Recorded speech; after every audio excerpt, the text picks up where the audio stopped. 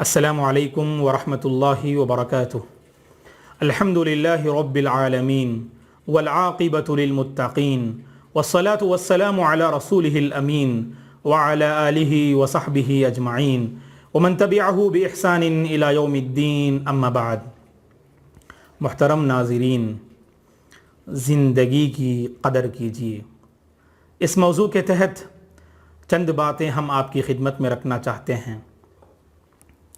یہ زندگی اللہ کی دی ہوئی ایک بہت بڑی امانت ہے۔ اس زندگی کی ہمیں قدر کرنی چاہیے۔ سانسیں جب تک چل رہی ہوں، نعمتوں پر جب تک زندگی بسر ہو رہی ہو، انسان کو زندگی کی قدر و منزلت کا کوئی احساس نہیں ہوتا۔ جب سانسیں بند ہونے لگیں، موت کا فرشتہ انسان کو موت کے آغوش میں لے جانا چاہے، اس وقت انسان کو زندگی کی حقیقت سمجھ میں آتی ہے۔ اس وقت کے آنے سے پہلے ہر انسان کو سنبھل جانا چاہیے، اور اس پرفتن دور میں نت نئے حادثات، نت نئے فتنے، عجیب و غریب بیماریاں اور وبائیں جو پھیل رہی ہیں، جس سے انسان بہت جلد موت کے آغوش میں چلا جاتا ہے۔ اللہ تبارک و تعالی ہمیں ایمان پر موت نصیب فرمائے۔ اللہ تبارک و تعالی ہمیں حسن خاتمہ نصیب فرمائے۔ دوستو، زندگی کی قدر کرو۔ زندگی کی قدر کرنے سے بندہ زندگی کی حقیقت کو سمجھ کر اس زندگی کے لیے اس زندگی کو ایک غنیمت جانتا ہے، جو زندگی کے انسان کو ہمیشہ جو ہے کام آنے والی ہے۔ جس زندگی کی نعمتیں ابدی ہیں، ہمیشہ رہنے والی ہیں، جو زندگی کبھی ختم نہیں ہوگی، فنا نہیں ہوگی، اور زندگی میں کبھی انسان کو موت نہیں آئے گی، وہ اخروی زندگی ہے۔ اخروی زندگی میں کامیابی کے لیے اس دنیاوی زندگی کی انسان کو جو قدر کرنی چاہیے۔ اور ویسے بھی ہم جانتے ہیں کہ اللہ تعالیٰ نے جو زندگی عطا کی ہے، یہ اللہ نے بے وجہ اور بے مقصد اللہ نے نہیں عطا کی ہے۔ سورہ مومنون میں اللہ تعالیٰ نے انسانوں کے دلوں کو جھنجھوڑتے ہوئے اللہ نے سوال کیا، افحسبتم انما خلقناکم عبثا وانکم الینا لا ترجعون۔ اے لوگوں، کیا تم سمجھ رکھے ہو کہ ہم نے تمہیں یوں ہی بیکار پیدا کیا اور یہ کہ تم سب کے سب ہماری طرف نہیں لوٹائے جاؤ گے؟ ایحسب الانسان ان یترک سدی۔ کیا انسان سمجھتا ہے کہ اسے یوں ہی بیکار چھوڑ دیا جائے گا، بے لگام چھوڑ دیا جائے گا؟ نہیں، اللہ تعالیٰ نے ایک بامقصد زندگی ہمیں عطا کی ہے دوستو، اور اس کی بھی اللہ نے وضاحت کر دی کہ زندگی اللہ نے کیوں عطا کی۔ اگر اس زندگی میں اللہ کی بندگی نہ ہو تو اس زندگی کی اللہ کے پاس کوئی قدر و منزلت نہیں۔ اگر اس زندگی میں اللہ کی بندگی نہ ہو، اگر اس زندگی میں اللہ کی اطاعت و فرما برداری نہ ہو، اس زندگی میں اگر دینداری نہ ہو، اس زندگی میں اگر نمازوں کی پابندی نہ ہو، اس زندگی میں اگر تلاوت قرآن نہ ہو، اس زندگی میں اگر نیکیاں نہ ہو، تو اس زندگی کے اللہ کے پاس کوئی قدر و منزلت نہیں۔ وَمَا خَلَقْتُ الْجِنَّ وَالْإِنسَ إِلَّا لِيَعْبُدُونَ۔ یہ آیت بار بار ہمارے کانوں سے جو ہے گزرتی ہے دوستو۔ اس آیت کا مطلب بھی جانتے ہیں، مفہوم بھی ہم جانتے ہیں، اور اس کا معنی بھی ہم جانتے ہیں کہ اللہ تعالیٰ فرماتے ہیں، میں نے جنوں اور انسانوں کو پیدا کیا تو محض اس اپنی عبادت کے لیے پیدا کیا، یہ اللہ تعالیٰ فرماتے ہیں۔ تو واضح ہے یہ مقصد زندگی اللہ کی بندگی ہے۔ اگر زندگی میں اللہ کی بندگی نہ ہو، جیسے بہت سارے مسلمان زندگی گزارتے ہیں، زندگی گزارنے کا کوئی مقصد نہیں، زندگی گزارنے کا کوئی ٹارگٹ نہیں، ایسی بے لگام زندگی بسر کرتے ہیں، صبح ہوتی ہے شام یوں ہی تمام ہو جاتی ہے، اسی طرح ہماری عمر بھی گھٹ جاتی ہے اور ختم ہو جاتی ہے، اور ہم فنا کے حوالے ہو جاتے ہیں۔ زندگی کی قدر کرنا سیکھو، کیونکہ قرآن مجید میں اللہ تبارک و تعالیٰ فرماتے ہیں، جب گنہگار بندوں کو موت آتی ہے، جب گنہگار بندوں کو موت آتی ہے تو وہ ہوش سنبھالتے ہیں، تبھی انہیں زندگی کی حقیقت سمجھ میں آتی ہے۔ اور افسوس کرتے ہیں کہ کاش اس زندگی کی ہم قدر کیے ہوتے تو کتنا بہتر ہوتا. حتی اذا جاء احدهم الموت قال رب ارجعون.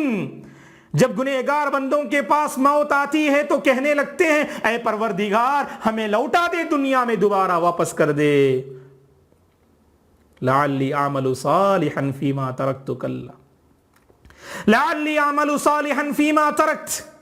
جس دنیا کو میں چھوڑ کر آیا ہوں اس دنیا میں نیک اعمال کر کے آتا ہوں. اب بندے کو نیک اعمال کی قدر سمجھ میں آئے گی, اب بندے کو اللہ کی بندگی کی قدر و منزلت سمجھ میں آئے گی. اللہ کہیں گے کلا انا کلمۃ ہوا قائلها.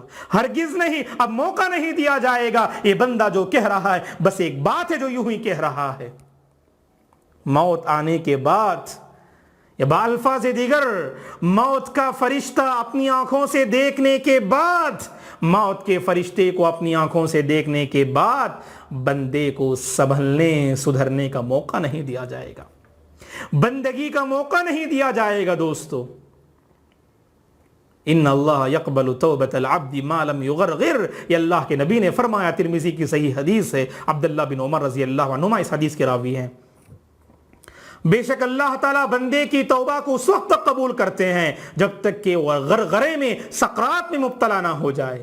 جب انسان سقرات میں مبتلا ہو جائے, موت کے فرشتے کو اپنی آنکھوں سے دیکھ لے, اللہ تعالیٰ توبے کے دروازے کو بند کر دیتے ہیں. سنبھلنا چاہے, سدھرنا چاہے, چیخے چلائے اور اللہ سے گر گڑائے, اللہ تعالیٰ ایسے بندے کو نہ ہدایت دیتے ہیں اور نہ ہی اس کی توبہ اللہ قبول فرماتے ہیں. اور یہی کردار فرعون نے بھی پیش کیا تھا.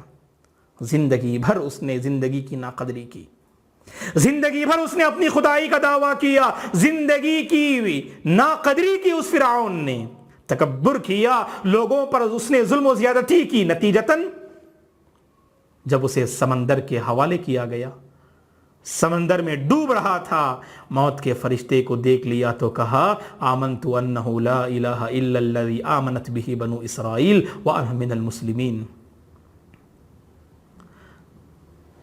میں ایمان لایا اس رب پر جس رب پر بنی اسرائیل ایمان لائے کہ اللہ کے سوا کوئی سچا اور حقیقی معبود نہیں. لیکن اللہ تبارک و تعالیٰ نے کیا کہا اس فرعون سے جس فرعون نے اپنی زندگی کی قدر نہ کی؟ کہا الآن وقد عصیت قبل وکنت من المفسدین.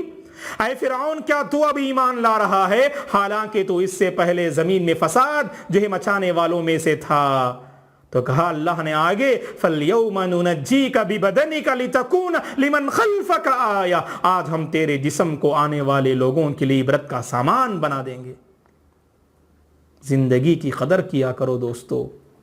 اللہ نے دولت سے نوازا ہے تو دولت کے ذریعے سے دوسروں کے کام آؤ, ضرورت مند کی ضرورت پوری کرو, محتاجوں کی محتاجی دور کرو, پریشان حال لوگوں کی پریشانی کو دور کرو, فقر و فاقے میں مبتلا لوگوں کے کام آؤ قبل اس کے کہ موت آ جائے اور یہ دولت تمہارے کچھ کام نہیں آئے گی اگر تم نے اس دولت کے ذریعے سے اللہ کے بندوں کے اگر تم نے کام نہ آیا, اگر تم نے ان کا تعاون نہ کیا. قرآن مجید میں اللہ تبارک و تعالیٰ فرماتے ہیں ان لوگوں کے بارے میں جنہیں اللہ نے دولت سے نوازا لیکن اللہ کی راہ میں خرچ نہیں کیے اور زندگی بھر دولت کا جو ہے بیجا اور بے تحاشا استعمال کرتے رہے, نافرمانی میں اس جو ہے دولت کا استعمال کرتے رہے. جب موت آئی تو وہ صدقہ و خیرات کرنے کا ارادہ کرنے لگے. وَأَنفِقُوا مِمَّا رَزَقْنَاكُم مِّن قَبْلِ أَن يَأْتِيَ أَحَدَكُمُ الْمَوْتُ فَيَقُولَ رَبِّ لَوْلَا أَخَّرْتَنِي إِلَىٰ أَجَلٍ قَرِيبٍ فَأَصَّدَّقَ وَأَكُن مِّنَ الصَّالِحِينَ. اللہ کے بندو, ہم نے جو تمہیں عطا کیا ہے اس میں سے تمہیں خرچ کیا کرو. اس پہ ایک نکتے کی بات ہے دوستو. قرآن مجید میں مختلف مقامات پر اللہ تعالیٰ نے اپنے بندوں سے کہا کہ ہم نے جو تمہیں عطا کیا ہے اس میں سے خرچ کرو, تاکہ بندہ یہ نہ سمجھے کہ یہ مال یہ دولت میری اپنی محنت کا نتیجہ ہے اور یہ میری اپنی جو ہے یہ صلاحیت کا نتیجہ ہے, یہ میرا اپنے علم کا نتیجہ ہے. قارون نے تکبر کیا اور کہا کہ انما اوتیت علی علم عندی, کہ میرے اپنے علم کا یہ نتیجہ ہے. تو اس غرور اور فخر کے نتیجے میں اس زمین میں دھسا دیا گیا. جو دولت ہمیں ملی ہے, جو مال ہمیں ملا ہے, جو خزانہ ہمیں ملا ہے, جو فراوانی ہمیں ملی ہے, جو آسائش ہمیں ملی ہے, یاد رکھیں دوستو یہ اللہ تبارک و تعالیٰ کی دی ہوئی آسائش ہے, یہ اللہ کی دی ہوئی دولت ہے, یہ اللہ کا دیا ہوا مال ہے. اللہ کے دیے ہوئے اس مال کے ذریعے سے اللہ کے بندوں کے کام آئیں، ورنہ بندہ جب موت آئے اس کے پاس اور کہنے لگے اے پروردگار اگر تو مجھے تھوڑی مہلت دے گا تو میں اپنے مال کو تیری راہ میں صدقہ و خیرات کر کے نیک لوگوں میں شامل ہو جاؤں گا۔ اللہ موقع نہیں دیں گے دوستو۔ وَلَن يُؤَخِّرَ اللَّهُ نَفْسًا إِذَا جَاءَ أَجَلُهَا، جب انسان کی موت کا وقت آ جائے تو ذرہ برابر بھی جو ہے تاخیر نہیں ہوگی، ایک سیکنڈ نہ پہلے اور ایک سیکنڈ نہ آگے۔ یہ ہمارا ایمان اور عقیدہ ہے دوستو۔ تو اس سے پہلے انسان کو سنبھل جانا چاہیے، زندگی کی قدر کیا کرو، اس زندگی کو آباد کرو نمازوں سے، اس زندگی کو آباد کرو تلاوت قرآن سے، اس زندگی کو آباد کرو صدقہ و خیرات سے، اس زندگی کو آباد کرو اللہ کی بندگی سے، اس زندگی کو آباد کرو سنت رسول پر عمل پیرا ہونے کے ذریعے سے، اس زندگی کو آباد کرو بھلائیوں سے، اس زندگی کو آباد کرو اللہ اور اس کے رسول کی اطاعت و فرمانبرداری کے ذریعے سے۔